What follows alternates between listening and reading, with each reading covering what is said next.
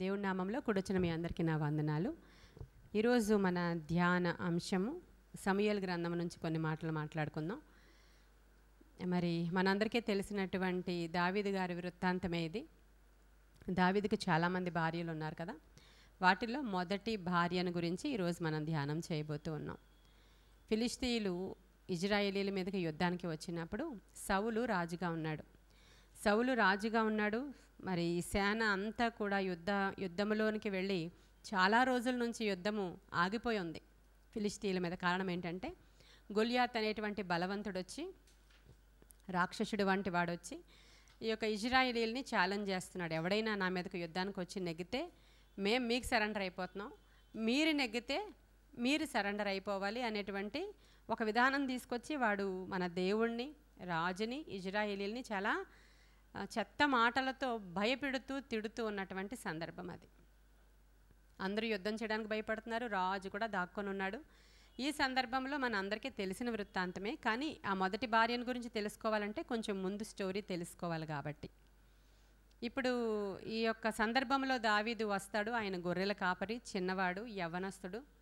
ఆయన వచ్చి ఏమంటాడంటే, ఈ జీవము లేనటువంటి వీడు ఏపాటివాడు, ఫిలిష్తీయుడు, సున్నితి లేని ఫిలిష్తీయుడు ఏపాటివాడు, మనం జీవం గల దేవుని బిడ్డలం కాబట్టి అని కొన్ని మంచి మాటలు పాజిటివ్గా దేవుని కొరకు మాట్లాడి మొత్తానికి యుద్ధానికి వెళ్ళడం, ఒకే దెబ్బతో గొలియాతుని జయించడం. అయితే ఈ గొలియాతుని జయించడానికి ముందు రాజు ఏమి అనౌన్స్మెంట్ చేశాడో చదవాలి. 1వ సమూయేలు గ్రంథము 17వ అధ్యాయము 25వ వచనం నుంచి చూద్దాం మనం. 1వ సమూయేలు గ్రంథము 17వ అధ్యాయము 25. ఇజ్రాయేలీలలో ఒకడు వచ్చుచున్న ఆ మనిషిని చూచితిరే, నిజముగా ఇజ్రాయేలీలను తిరస్కరించుటకై వాడు బయలుదేరుచున్నాడు. వానిని చంపిన వానికి రాజు బహుగా ఐశ్వర్యము కలుగజేసి తన కుమార్తెనిచ్చి పెండ్లి చేసి వాని తండ్రి వానికి ఇజ్రాయేలీలలో స్వతంత్రులుగా చేయుననగా, దావీదు జీవము గల దేవుని సైన్యమును తిరస్కరించుటకు ఈ సున్నితి లేని ఫిలిష్తీయుడు ఎంతటివాడు, వాని చంపి ఇజ్రాయేలీల నుండి ఈ నింద తొలగించిన వానికి బహుమతి ఏమని తన యొద్ద నిలిచిన వారిని అడుగగా, జనులు వాని చంపిన వానికి ఇట్లిట్లు చేయబడినని అతనికి ఉత్తరం ఇచ్చాను. ఇప్పుడు ఏమేం చేస్తాడంట రాజు? అతను చంపిన వానికి రాజు కుమార్తెనిచ్చి పెండ్లి చేస్తాడు, ఐశ్వర్యాన్ని ఇస్తాడు, ఘనతనిస్తాడు. ఇట్లిట్లు చేయబడును అని ఎవరో చెప్తున్నారు? ఇక్కడ హీరోకి చెప్తున్నారు. దావీదు అడుగుతున్నాడు, ఇప్పుడు వాడిని జయిస్తే ఏంటంట, ఏమిస్తారంట అని అడుగుతున్నాడు. ఈయన అడిగినప్పుడు ఏమేమి చేస్తాడో రాజు చెప్పినప్పుడు సరే నేను వెళ్తానని బయలుదేరతాడు. మొత్తానికి యుద్ధంలో జయం పొందుకుంటాడు. ఆ గొలియాతుని చంపేస్తాడు. చంపినప్పుడు మొత్తం దేశమంతా చాలా ఆనందించారు. ఎందుకంటే ప్రాణభయం కదా. ఇంకా ఈ జయము కానీ రాకపోతే వాళ్ళు బానిసల కింద వెళ్ళిపోతారు. రాజును కూడా చంపేస్తాడు వాడు. అంతటి గొప్ప కార్యం చేశాడు. అంతటి గొప్ప కార్యం చేసిన తరువాత ఇజ్రాయేలీలందరూ కూడా పాటలు పాడడం మొదలుపెట్టారు. ఇజ్రాయేలీల స్త్రీలు పాటలు పాడుతున్నారు. చూడండి 18వ అధ్యాయము 6 నుంచి నేనే చదువుతున్నాను. దావీదు ఫిలిష్తీని హతము చేసి తిరిగి వచ్చినప్పుడు స్త్రీలు ఇజ్రాయేలీల ఊళ్ళన్నిటి నుండి తంబురులతోనూ సంభ్రమముతోనూ వాయిద్యముతోనూ పాడుచు నాట్యమాడుచు రాజైన సౌలును ఎదుర్కొనుటకై ఈ ఇజ్రాయేలీల ఊర్లు అన్నీ ఏవేవైతే ఉన్నాయో ఆ ఊర్లలో నుంచి స్త్రీలందరూ ఎవరి కోసం వచ్చారు? యాక్చువల్లీ సౌలు కోసం వచ్చారు. రాజుగారిని అప్రిషియేట్ చేద్దాం, రాజుగారి మీద పువ్వులు వేద్దాం, రాజుగారికి జేజేలు కొడదాం. ఇప్పుడు మన జగన్ గారు వస్తున్నారు ఇటువైపు అంటే ప్రజలందరూ ఎలా వచ్చారో అలా రావడానికని చెప్పి వీళ్ళందరూ సౌలు కోసం వచ్చారు. అక్కడికి రాయబడి ఉంది కదా, అక్కడ చదివాను కదా. ఇప్పుడు సౌలు కోసం వచ్చారు. సౌలు కోసం వచ్చినప్పుడు కానీ ఇక్కడికి వచ్చేటప్పటికల్లా జరిగినటువంటి సందర్భం ఏంటంటే, ఈయన హీరో అక్కడ జయించడం చూసినప్పుడు వీళ్ళందరూ పాటలు పాడుతూ ఏమంటున్నారంటే, ఆ స్త్రీలు గాన ప్రతిగానాలు చేయించు ఆ యొక్క తంబురలను వాళ్ళే ప్లే చేస్తున్నారు, స్త్రీలే ప్లే చేస్తున్నారు. గాన ప్రతిగానాలు పాటలు కూడా వాళ్ళే పాడుతున్నారు. ఏమని పాడుతున్నారో చూడండి. సౌలు 1000 కొలదియు, దావీదు 10,000 కొలదియు శత్రువులను హతము చేసిరనిరి. హల్లెలూయా. ఆ మాటలు సౌలునకు ఇంపుగా నుండనందున అతడు బహుకోపము తెచ్చుకొని, వారు దావీదుకు 10,000 కొలది అనియు నాకు 1000 కొలది అనియు స్తుతులు పాడిరే, రాజ్యము తప్ప మరి ఏమి అతడు తీసుకొనగలడు అనుకొనెను. కాబట్టి నాట నుండి సౌలు దావీదు మీద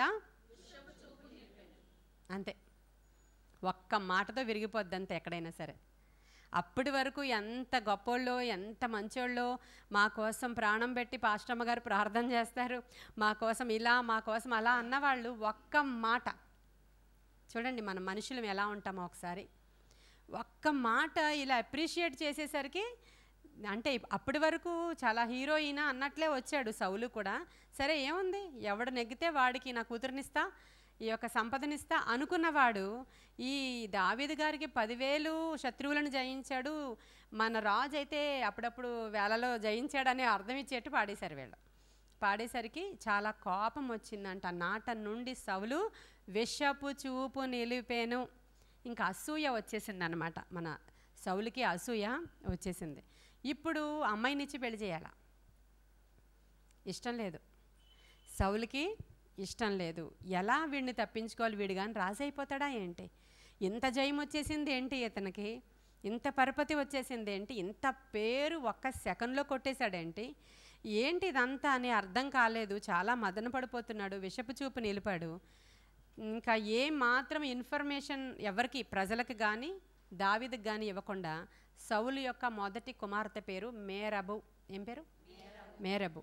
ఆమెను ఇవ్వాలి యాక్చువల్గా మన దావీదు గారికి. ఏం చేశాడు, దావీదుకి ఇన్ఫర్మేషన్ లేదు, ఎవరికి ఇన్ఫర్మేషన్ లేదు, వేరే అతన్నిచ్చి పెళ్లి చేస్తాడు సైలెంట్గా. ఇప్పుడు దావీదుకి రాజకుమార్తెనిచ్చి పెండ్లి చేస్తానన్నవాడు మాట తప్పేశాడు. కానీ దావీదు అక్కడే ఉన్నాడు కదా ఇప్పుడు. కానీ దావీదుని చంపాలనే ఆలోచన సౌలుకి ఆ రోజే వచ్చేసింది. ఏం చెయ్యాలా అని ఆలోచిస్తున్నాడు. దావీదుకి ప్రతి విషయంలోనూ దేవుడు తోడుగా ఉండుటయు, దావీదు యొక్క సుబుద్ధి చూసినప్పుడు సౌలుకి భయము కలిగెను అని రాయబడి ఉంది. హల్లెలూయా.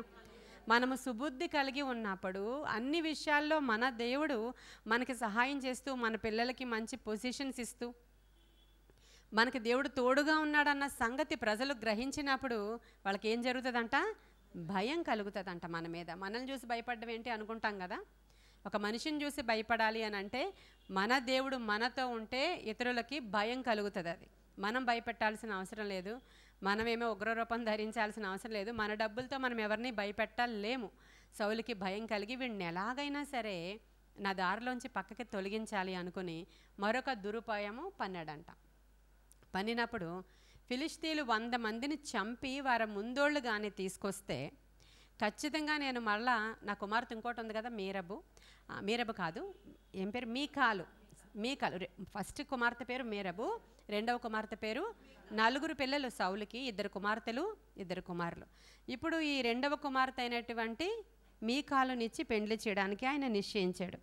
అయితే ఇప్పుడు ఈ మీకాలు ఎటువంటిది అని అంటే, ఎందుకు పెళ్లి చేయడానికి నిశ్చయించాడు అంటే ఆ మీకాలే వీడికి సరి అయింది అనుకున్నాడంట. ఎందుకంటే సౌలు లాంటిదే,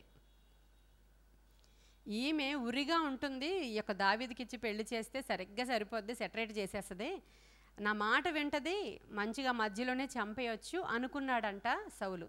ఈమె ఇతనికి ఉరిగా ఉంటుందనే మాట చూడండి మీరు. 18వ అధ్యాయము 20వ వచనం, అంటే నేను 19 నుంచే చదువుతున్నానండి. 1వ సమూయేలు గ్రంథము 18వ అధ్యాయము 20వ వచనం, 19 నుంచి కూడా చదువుతాను చూడండి. అయితే సౌలు కుమార్తె అయిన మేరబును దావీదునకు ఇయ్యవలసి ఉండగా సౌలు ఆమెను మహోలతీయుడైన అద్రియేలుకిచ్చి పెండ్లి చేశాను. ఈ విషయం తెలిసిందే కదా మనకి. అయితే తన కుమార్తె అయిన మీకాలు దావీదు మీద ప్రేమ కలిగి ఉండగా సౌలు విని సంతోషించి ఆమె అతనికి ఉరిగా నుండునట్లును ఫిలిష్తీయుల చెయ్యి అతని మీద నుండునట్లును నేను ఆమెను అతనికి ఇత్తును అనుకొని, ఇప్పుడు నీవు మరి ఒక దాని చేత నాకు అల్లుడవగుదువని దావీదుతో చెప్పి తన సేవకులను పిలిపించి, మీరు దావీదుతో రహస్యముగా మాట్లాడి, రాజు నీ యందు ఇష్టము కలిగి ఉన్నాడు, అతని సేవకులందరూ నీ ఎడల స్నేహముగా ఉన్నారు, కాబట్టి నీవు రాజునకు అల్లుడవు కావాలనని చెప్పవలనని ఆజ్ఞ ఇచ్చాను.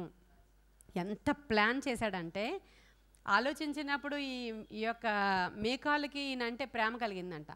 ఆమె ప్రేమ ఎలాంటిదంటే బయట నుంచి చూసేటువంటి ప్రేమ. ఎందుకని, ఇప్పుడు మన దావీదు మిస్టర్ ఇజ్రాయెల్, హల్లెలూయా చెప్పండి. మిస్టర్ ఇండియా అంటారు తెలుసా మీకు పోటీలు. అంటే ఈయన ఇప్పుడు మిస్టర్ ఇజ్రాయెల్, ఈయన లాంటి వీరుడు శూరుడు ఇంకోటి ఉన్నాడు అక్కడ, లేడు కదా.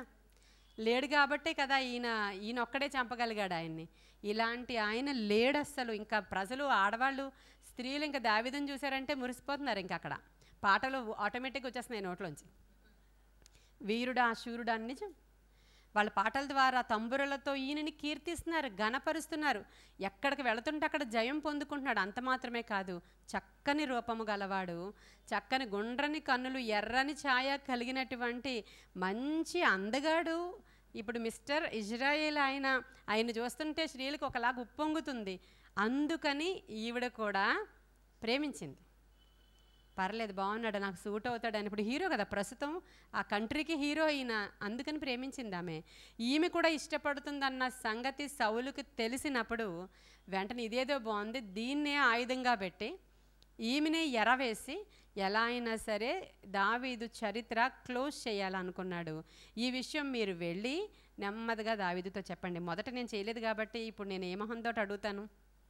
కాబట్టి నీకు రాజు నీ మీద చాలా ఇష్టంగా ఉన్నాడయ్యా, రెండో కుమార్తెని ఇవ్వాలనుకుంటున్నాడు నీకు అని ఇలాంటి మంచి మాటలు వెళ్ళి చెప్పండి అని తన దాసులకు చెప్పినప్పుడు, వాళ్ళు వెళ్ళి చెప్పినప్పుడు దావీదు చూసావా అని అనలేదు. ఆయన ఏమన్నాడో తెలుసా? అసలు నేను ఎంతటి వాడను రాజుకి అల్లుడు అవ్వడానికి, నేను ఏ పాటి వాడను రాజుకి అల్లుడు అవ్వడానికి, నన్ను అడుగుతున్నాడా ఆయన అని చక్కని మాటలు మాట్లాడతాడండి. ఇక్కడ చూద్దాం, ఆ మాటలు చెప్దాం. సౌలు సేవకులు 23 చదువుతున్నాను. సౌలు సేవకులు ఆ మాటలను బట్టి దావీదుతో సంభాషించగా, దావీదు, నేను దరిద్రుడనై ఎన్నికలేని వాడనై ఉండగా రాజునకు అల్లుడు నగుట స్వల్ప విషయమని మీకు తోచునా అని వారితో అనగా, సౌలు సేవకులు దావీదు పలికిన మాటలు అతనికి తెలియజేసిరి. చూడండి ఎంత తగ్గించుకుంటున్నాడు. దేశమంతా మిస్టర్ ఇజ్రాయిల్ అంటున్నారు కానీ ఈయన మాత్రం ఏ గర్వము, అసలు ఆయన ఆ పని చేశాడు అన్న ఉద్దేశమే ఆయనకు లేదండి. మరి మనం దావీదులాగా ఎప్పుడవుతామో నాకు తెలియదు. అందుకే దావీదు దేవునికి ఇష్టుడు, హృదయానుసారుడు, నచ్చినవాడు. అసలు దేవుడు ఎంతో ప్రేమించాడు అంటే కొన్ని రీజన్స్ ఉంటాయి. ఒక వ్యక్తిని దేవుడు నేను ప్రేమిస్తున్నాను అని అన్నాడంటే చాలా చాలా చాలా విషయాలు ఉంటాయి వారిలో దేవునికి నచ్చినవి. దావీదుని ప్రేమించినట్లు నన్ను ప్రేమించేయండి, దానియేలుని ప్రేమించినట్లు నేను హృదయానుసరుడిగా మారిపోతానని క్యాజువల్గా ప్రేయర్ చేస్తామే. వాళ్ళల్లో ఉన్న క్వాలిటీస్ మనం ఈరోజు తీసుకోవడానికి ప్రయత్నం చేయాలి.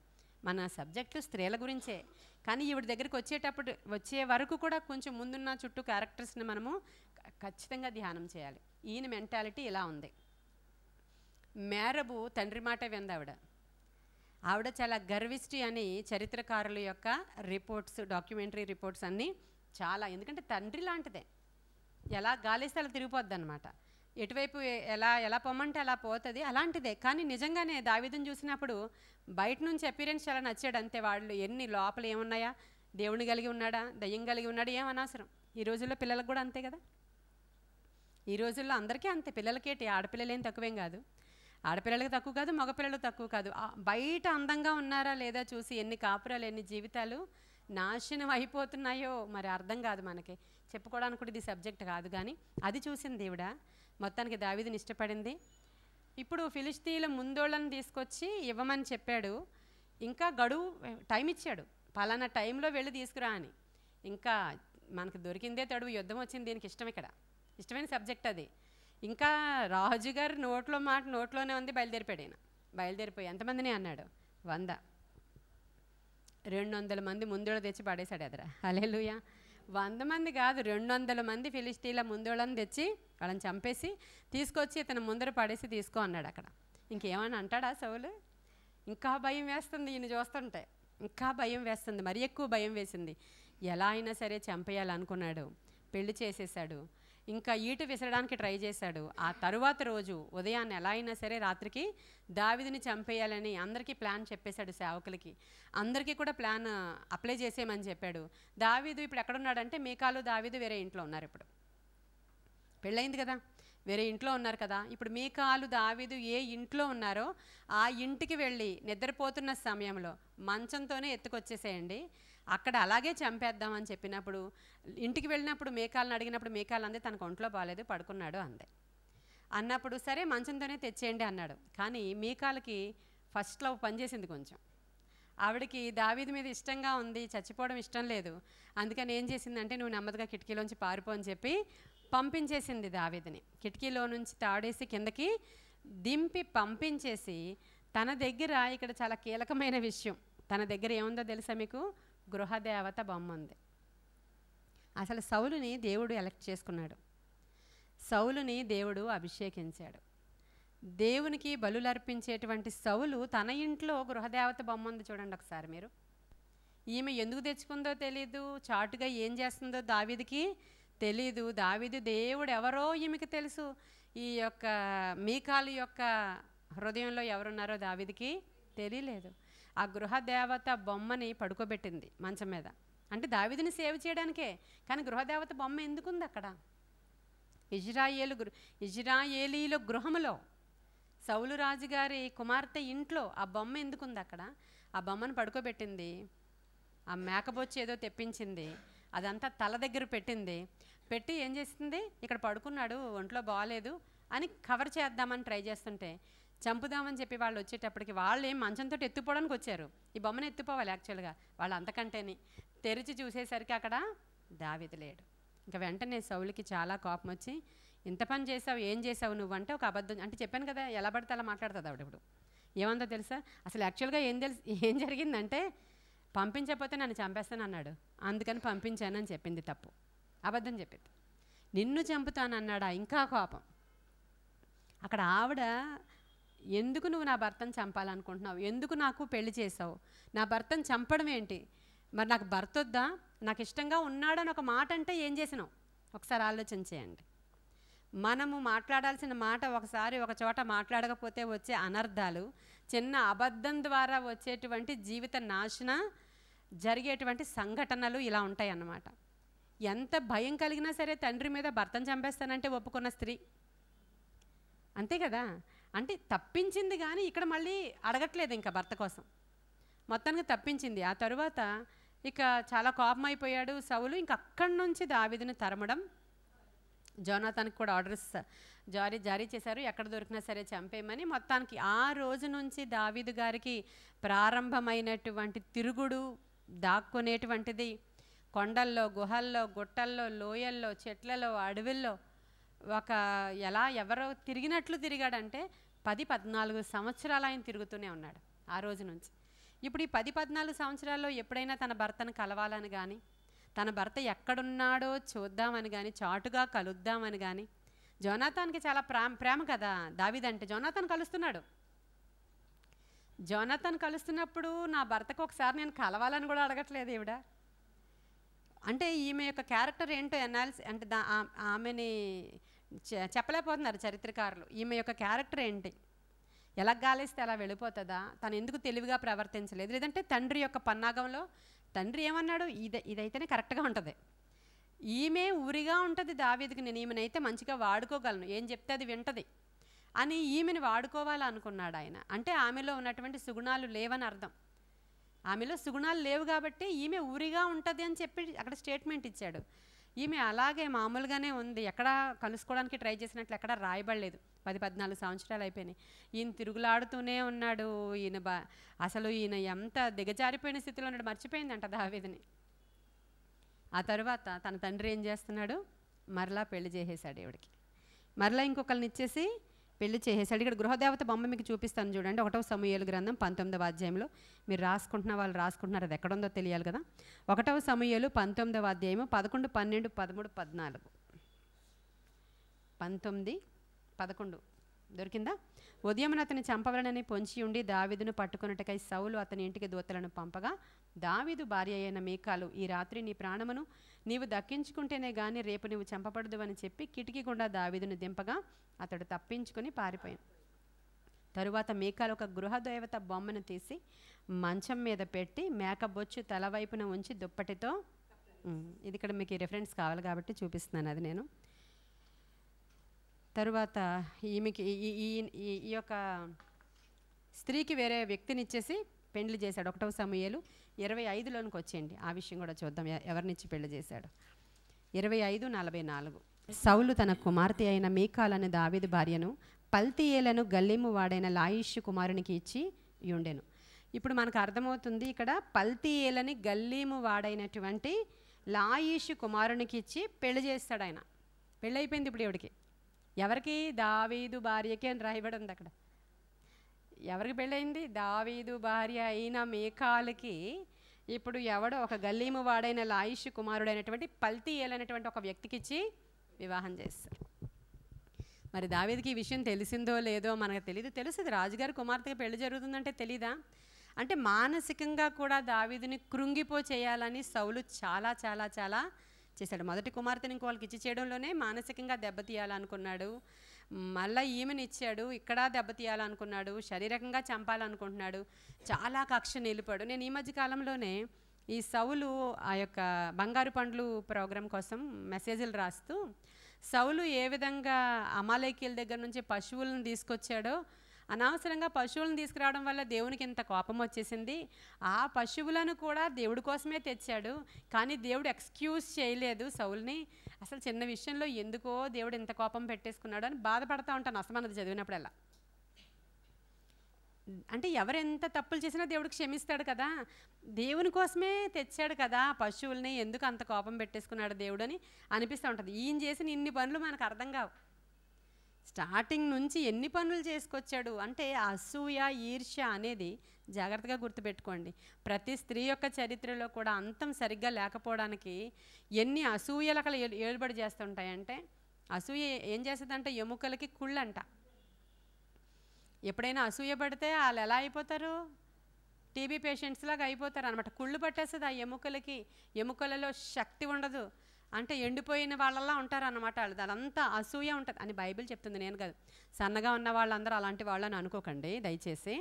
అంటే అలా పనిచేస్తుందంట నిజంగా. చాలామందికి ఈ రోజుల్లో కీళ్ళ నొప్పులు అంటున్నారు కదా, ఇంకెవరు ప్రేయర్ చేయించుకోరు అది నాకు.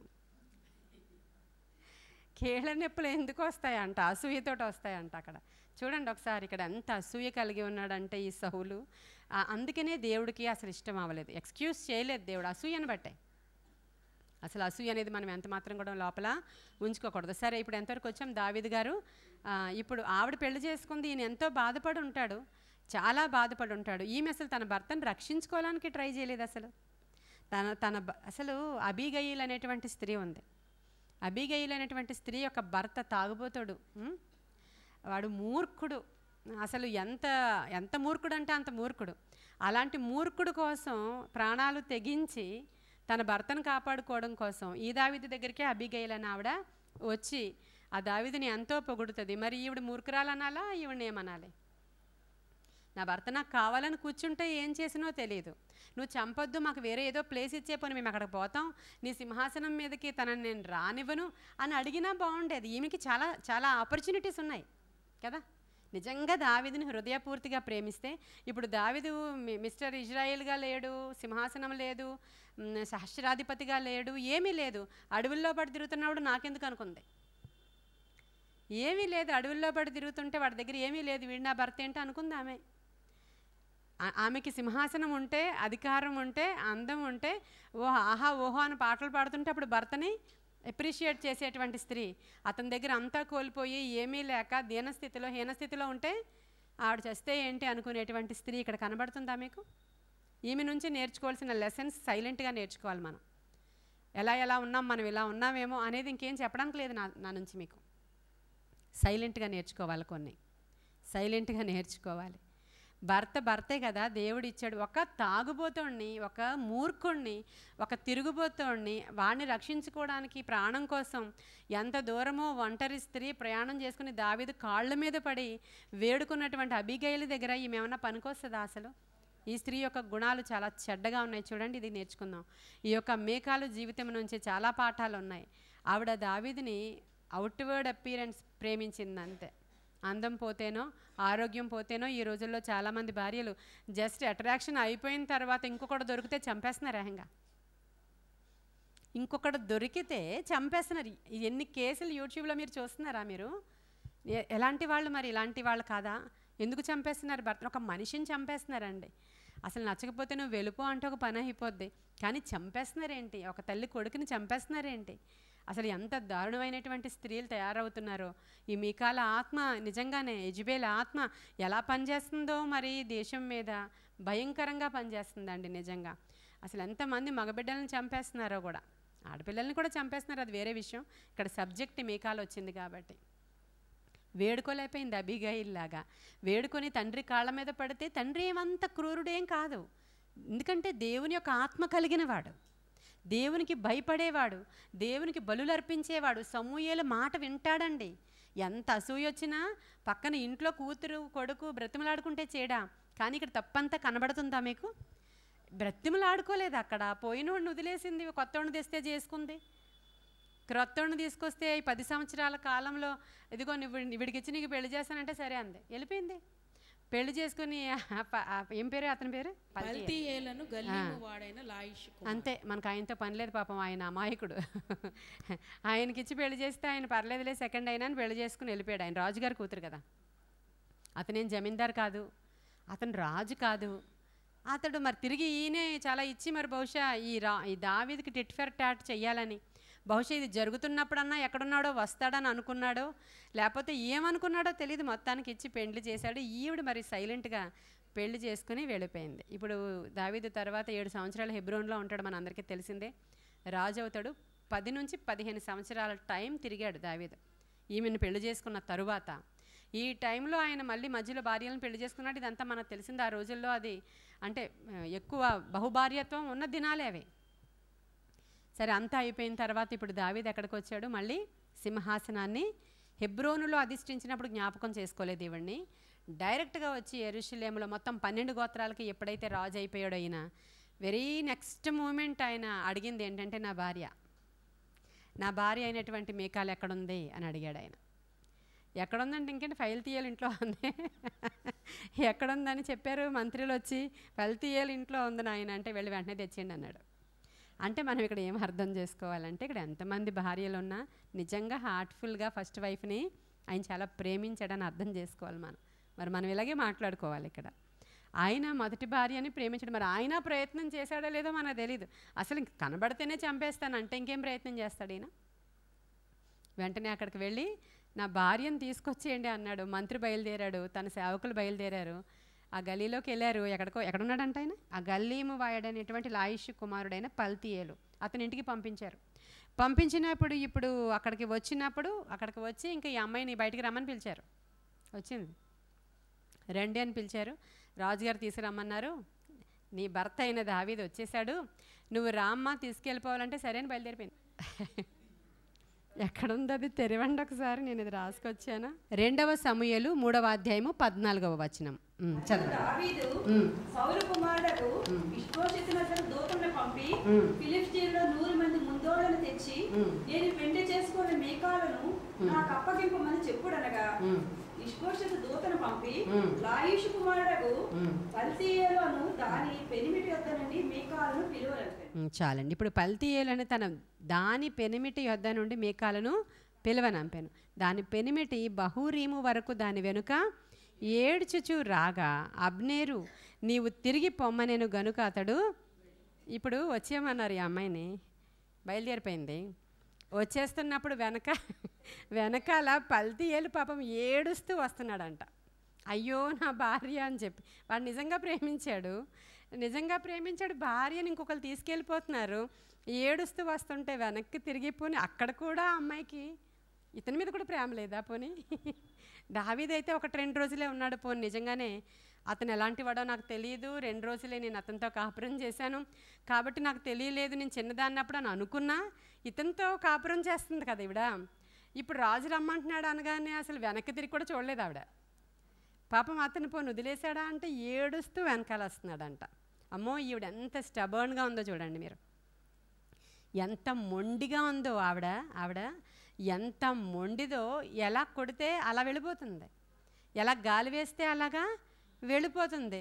అసలు అలాంటి ఆమెను తెచ్చి మళ్ళీ దావీదు మరలా రాజుగారి కోటలో అంతఃపురంలో మొదటి భార్య స్థానము ఆవిడకే ఇచ్చి మళ్ళీ ఇక్కడ పెట్టుకున్నాడు. మధ్యలో పల్తీయేలు పోయాడు. ఇంకా అతని గురించి మనకు రాయబడలేదు, సబ్జెక్టే లేదు.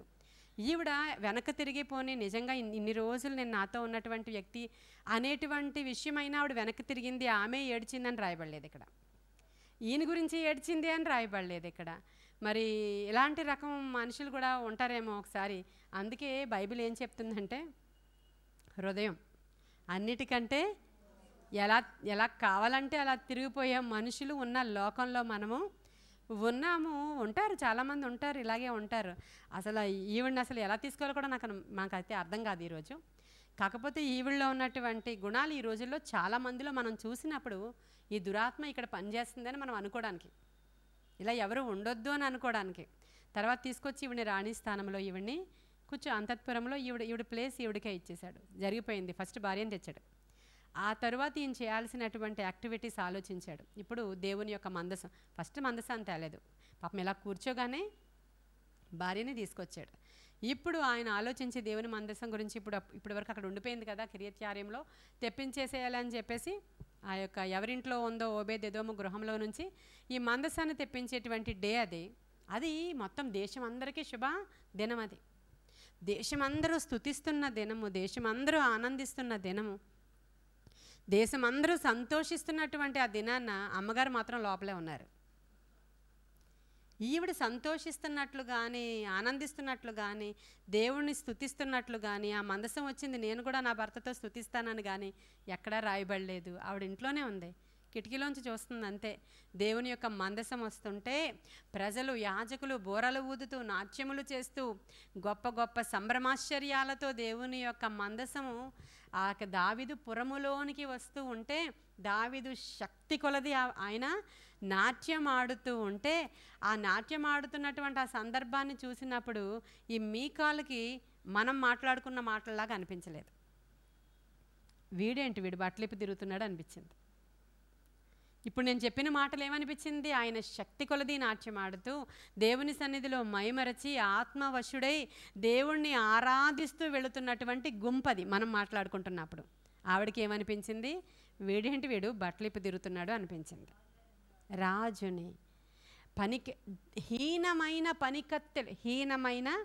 హీనమైన పనికత్తెలు చూస్తూ ఉండగా ఒకడు బట్టలిప్పినట్టుగా నువ్వేంటి అలా బట్టలిప్పావని అడిగిందండి దావీదుని.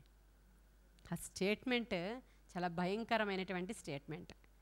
నిజమే, ఈవిడికి నచ్చలేదు. రాజు అంటే మంచిగా వస్త్రధారణ చేసుకొని డిగ్నిటీగా ఉండాలి. నిజమే, ఈవిడ చాలా మంచి రాయల్ ఫ్యామిలీ నుంచి వచ్చినటువంటి కుమార్తె ఈమె. ఆయన గొర్రెల కాపరి నిజమే. కానీ ఇంత రాయల్టీ ఈవిడలో ఉంది, కానీ దేవుని దగ్గర తగ్గించుకునే నైజం కానీ, అసలు దేవుని గూర్చిన చింతన కానీ, అసలు దేవుని యొక్క మందసం గూర్చిన ఆలోచన కానీ, దైవజనుడైనటువంటి దావీదు భార్య ఆమె. దావీదు ప్రవక్త అండి, దేవుని సేవకుడు అండి, రాజు, కీర్తనాకారుడు, గాయకుడు, మ్యూజిషియన్, అసలు దేవుని హృదయ సంబంధి. అటువంటి వ్యక్తికి భార్య ఎలా ఉండాలి? ఈరోజు చాలామంది సేవకులు భార్యలు మీకాలు లాగా ఉంటూ ఉంటారు. భర్త ఎంతో సాక్ష్యం కలిగిన వాడై ఉంటాడు, భర్త ఎంతో ప్రార్థనాపరుడై ఉంటాడు, భర్త ఎంతో ఇంటీరియర్స్కి వెళ్ళి సేవ చేయాలనే ఆలోచనతో ఉంటే మొత్తం అంతా నీరేసి చల్లార్చేస్తూ ఉంటారు వాళ్ళు. ఆ ఏరియాకి మనం ఎందుకు వెళ్తాం? అక్కడ ఏం డబ్బులు వస్తాయి, ఇక్కడికి వెళ్తే ఏంటి, అక్కడికి వెళ్తే ఏంటి, మనం ఈ చర్చిలోనే ఉందాం, ఆ యొక్క ప్యారిస్లోనే ఉందాం, ఆ యొక్క ఏమంటారు వేరే అంటే ఇంకా ఎక్కడ బాగుందో పంట, లేదంటే ఎక్కడ ఈవిడికి అంతా కూడా స్నేహితులు ఉన్నారు, ఇలాగా చాలామంది సేవకురాండ్రు ఉన్నారని అనేక మంది చెప్తూ ఉన్నప్పుడు వింటున్నప్పుడు చాలా బాధ అనిపిస్తుంది. ఇప్పుడు మీకాలే జ్ఞాపకం వస్తుంది. అంటే దేవుని యొక్క సేవ కానీ, కష్టపడి పనిచేసేటువంటి నైజం కానీ, నిజంగా ఆత్మ సంబంధి అయినటువంటి భార్య మీద డిపెండ్ అయి ఉంటుంది. యాక్చువల్గా బాగా ప్రార్థనా పరురాలైనటువంటి భార్య వస్తే ఆ భర్త చాలా ఆశీర్వదింపబడతాడు. ఏ సేవకుడైనా సరే, లేకపోతే వెనక్కి లాగబడతాడు. అనేక మంది సేవకుల జీవితాల్లో ఆ సేవ కుంటుపడిపోవడానికి కారణం వెనకాల ఉన్నటువంటి అనేక మంది స్త్రీలే. సరిగ్గా చూసుకోకపోవడం వల్ల. అనకాపల్లిలో ఎవరో ఒక పాస్టర్ గారి గురించి చాలా ఇదిగా ఒకసారి మనకి యూట్యూబ్లో చెప్పారు. ఆ భార్యే, ఆ పాస్టర్ అమ్మగారే ఈ పాస్టర్ గారి దగ్గరికి సంఘంలో ఉన్నటువంటి స్త్రీలను తీసుకొచ్చి అప్పగిస్తుందని చెప్పి యూట్యూబ్లోను, టీవీలోను కూడా, టీవీ 9లోను కూడా చూపించారు. వాళ్ళు మాట్లాడుకున్న ఫోన్ కమ్యూనికేషన్ సంభాషణ కూడా అంతా పెట్టేశారు లైవ్లో. ఎంత దారుణంగా ఉందండి ఈరోజు. భర్త అలాంటి బలహీనత గలవాడైతే నువ్వు సేవ వదిలిపెట్టి ఉద్యోగానికి పో. ఈ బలహీనతతో దేవుని యొక్క సేవ చేయాల్సిన అవసరత లేదని తిట్టాల్సిన స్త్రీ తప్పు పనులు చేస్తుంటే వాళ్ళకి సహకరించేటువంటి భార్యల వలె ఈరోజు సేవలో అనేక మంది ఇలా వేలు పెట్టి చూపించడానికి ఎందుకు కారణం అవుతుందంటే అనేక మంది స్త్రీలు సరిగా లేని కారణంగా, అనేక మంది స్త్రీ విశ్వాసులు సరిగా లేని కారణంగా, అనేక మంది అంటే సేవకుల భార్యలు కూడా సరిగా లేని కారణంగా ఇగో ఇలాంటి ఈమెకి ఏం తెలిసింది అసలు? మందసము విలువ కానీ, దేవుని విలువ కానీ, దేవుని యొక్క ఆరాధన విలువ కానీ, ఆత్మ విలువ కానీ, అసలు దేవుని ఆత్మతో దావీదు చేసే నాట్యం చూసిన తర్వాత దావీదు ఏం చేశాడో తెలుసా? ఫస్ట్ అక్కడికి వెళ్ళి ఆ మందసాన్ని నిలిపిన తరువాత ప్రజలందరినీ చేతులెత్తి దీవించాడండి. హల్లెలూయా. దీవించిన తర్వాత ఇంటికి వచ్చి ఇంటి వారిని దీవించుదాము అని ఆ చేతులతో వస్తే భార్య మాట్లాడిన మాట ఇదండి. ఆ సిట్యుయేషన్ ఒక్కసారి చూడండి, అది ఎక్కడుందో చూద్దామా? తన ఇంటి వారిని దీవించుటకు దావీదు తిరిగి రాగా సౌలు కుమార్తె యగు మీకాలు దావీదును ఎదుర్కొన బయలుదేరి వచ్చి హీన స్థితి గల పనికత్తెలు చూచుచుండగా వ్యర్థుడొకడు తన బట్టలను విప్పివేసినట్లుగా ఇజ్రాయేలీలకు రాజువైన నీవు నేడు బట్టలను తీసివేసి ఎంత ఘనముగా కనబడితేవి. అపహాస్యం చేస్తుంది. ఎంత ఘనంగా ఉన్నావంటే ఈరోజు, అబ్బా నిన్ను చూస్తుంటే ఇది భర్తను అపహాస్యం చేసే స్త్రీలు. ఎంత ఘనంగా కనబడుతున్నావంటే ఈరోజు నువ్వు పనివాళ్ళు చూస్తుండగా వ్యర్థుడొకడు. అంటే దావీదు నీ దేవుడేమో హృదయానుసారుడు అంటే ఈవిడిచ్చింది ఒక స్టేట్మెంట్, వ్యర్థుడొకడు. అంటే మళ్ళీ మామూలు పనిగత్తులు కూడా, హీనమైన పని అంటే పనిగత్తులు కూడా ఆవిడ దృష్టిలో ఎలాంటి వాళ్ళు. ఇప్పుడు ఈవిడ క్యారెక్టర్ని ఎనాలిసిస్ చేయడానికి మనకి కొన్ని పాయింట్స్ దొరికాయి. ఈమెకి ఎంత గర్వమో ఇక్కడ అర్థమవుతుంది, ఎంత నిర్లక్ష్యమో అర్థమవుతుంది, ఎంత ఈజీ జీవితం అంటే, మనుషులను మార్చడం అంటే, భర్తను మార్చడం కూడా ఎంత ఈజీ. ఇప్పుడు వరకు ఆవిడకి పిల్లలు కలగలేదు చూడండి. ఈ 14 సంవత్సరాలు కూడా మరి ఇంకొక భర్త దగ్గరికి కూడా వెళ్ళింది కదా ఆమె, అక్కడ పిల్లలు కలగలేదు. ఇప్పుడు దావీదుతో పిల్లలు కలగాలి యాక్చువల్గా, కానీ ఇక్కడికి వచ్చిన తర్వాత అపహాస్యము చేసినందున దావీదు నీ తండ్రిని అతని సంతతిని విసర్జించి ఇజ్రాయేలీలను తన జనుల మీద నన్ను అధిపతిగా నిర్ణయించుటకై నన్ను ఏర్పరచుకొని నా యెహోవా సన్నిధిని నేను అలాగు చేసితిని. హల్లెలూయా. బాబోయ్, ఈ మాటే చాలా అసలు శాపం వేరే రకంగా వెళ్ళిపోవడానికి. ఆయన ఏం జ్ఞాపకం చేసుకున్నాడంట? అసలు ఎక్కడో గొర్రెల దొడ్డిలో ఉన్నటువంటి నన్ను, ఎందుకు పనికిరాని నన్ను, అసలు నీ తండ్రిని అతని సంతతిని కూడా విసర్జించి ఇజ్రాయేలీలను తన జనుల మీద అతన్ని విసర్జించి ఇజ్రాయేలీల మీద నన్ను అధిపతిగా చేసినటువంటి దేవుని యొక్క సన్నిధిలో నేను అలా దేవునిలో ఇమ్మర్స్ అయిపోయాను. నేను అలా దేవునిలో నేను నాట్యం ఆడాను. ఆయన సన్నిధిని నేను అలాగూ చేసి యెహోవా సన్నిధిని నేను ఆట ఆడితిని. ఎంతకంటే మరి ఎక్కువగా నేను తృణీకరింపబడి నా దృష్టికి నేను అల్పుడనై నీవు చెప్పిన పనికత్తెల దృష్టికి గనుడనగుదునని మేకాలతో అని. పాపం చాలా పెద్ద మాటతో ఆయనను షేమ్ చేసేసిందండి. అయితే మరణము వరకు సౌలు కుమార్తెయగు మేకాలు పిల్లలను దేవుడు ఏం చేశాడంటే ఆవిడకి గొడ్రాలితనం అనే శాపాన్ని ఆవిడ మీదకి వచ్చేసింది. ఆవిడ ఇంకా అంటే ఆవిడ నుంచి ఒక జనరేషన్ బయటికి పుట్టించాలని దేవుడు అసలు కోరుకోలేదు. అసలు ఆవిడ క్యారెక్టర్ ఇంకా మనం తక్కువ చెప్పుకున్నామేమో, మనకు తెలియదేమో, ఆవిడ ఏమేం చేసిందో కూడా మనకి అసలు తెలియదేమో కూడా మనకు తెలియదు. ఎందుకంటే దేవుని యొక్క ఉగ్రత అంత గట్టిగా ఉంది, అక్కడ అంత గట్టిగా ఉంది. అసలు ఈమె క్యారెక్టర్ని ఎలా మనం చెప్పుకోవాలో అర్థం కాదు. ఎందుకంటే బైబిల్లో మంచి వాళ్ళు ఉన్నారు, చెడ్డవాళ్ళు ఉన్నారు. బైబిల్ ఎటువంటి గ్రంథం అంటే అర్థం అది. చెడ్డదంతా కవర్ చేసేసి లోపల అంతా మాస్క్ వేసేసి పైన అంతా అట్టంతా మార్చేసి ఇక్కడ అంతా క్వాలిటీ అని చెప్పదు. ఏది మంచుందో మంచిని మంచిగా చూపిస్తుంది బైబిల్, ఏది చెడుందో చెడు కూడా చెడుగా చూపించేదే దేవుని యొక్క జీవ గ్రంథము. దీనిలో నుంచి ప్రతివాని జీవితంతో లింక్ అయి ఉండేటువంటి జీవితాలు, మాటలు, క్యారెక్టర్స్ దీంట్లో ఉంటాయి.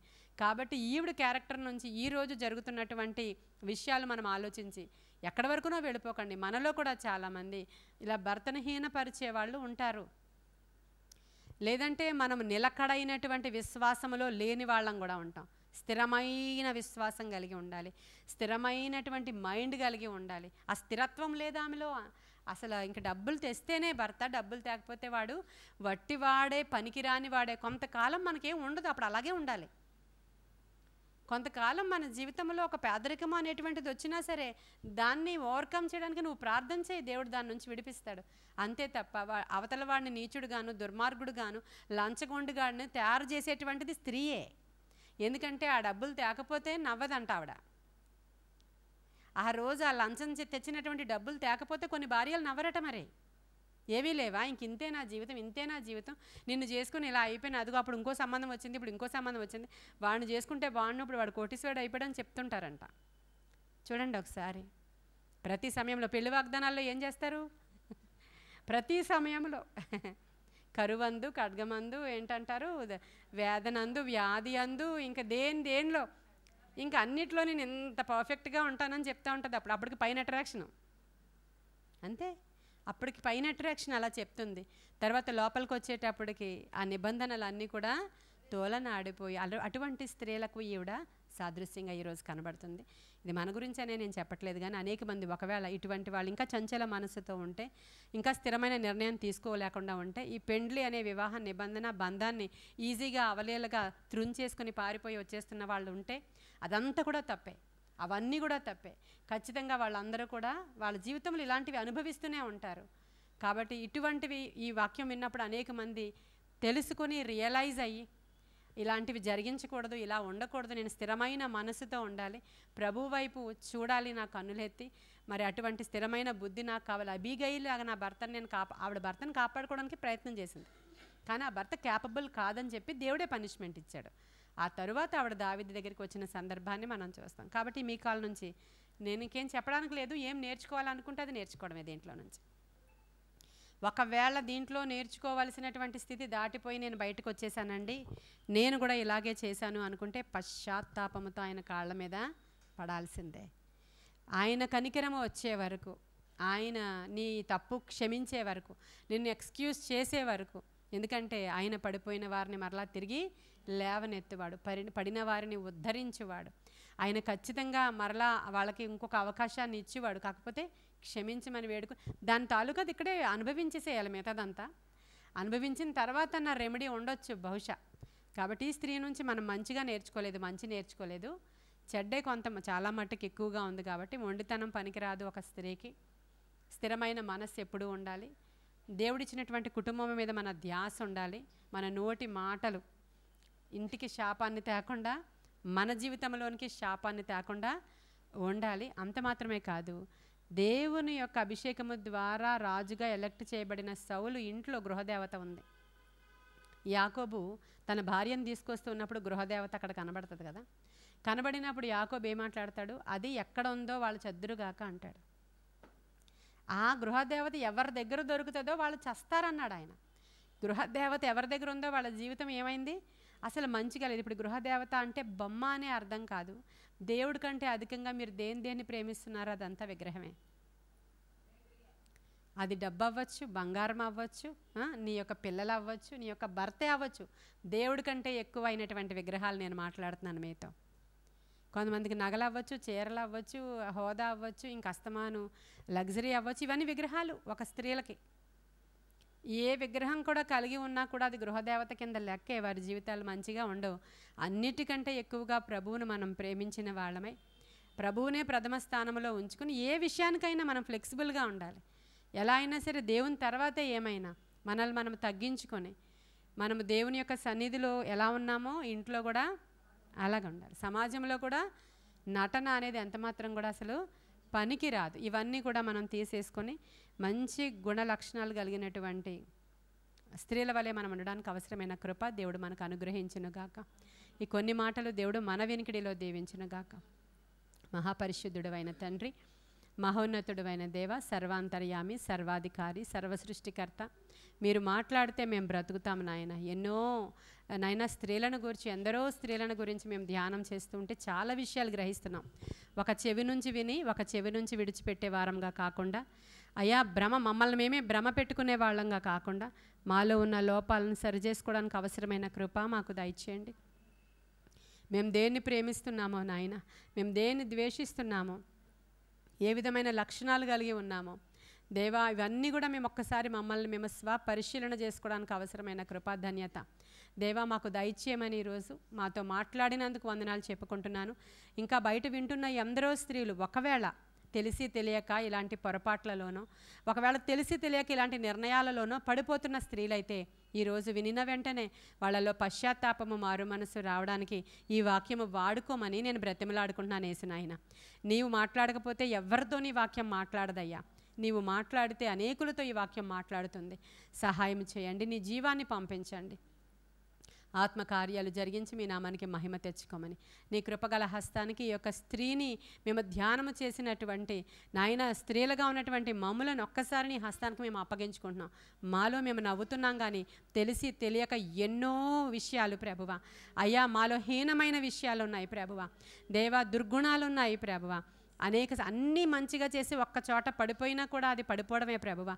దేవా ఒకవేళ అలాంటి ఏ చెత్త లక్షణం మాలో ఉన్నా కూడా దాన్ని క్షమించి ఈరోజు ఆ యొక్క చెత్తను ఈరోజే ఇప్పుడే బయటికి పొమ్మని ఆజ్ఞాపిస్తాం. ఇప్పుడే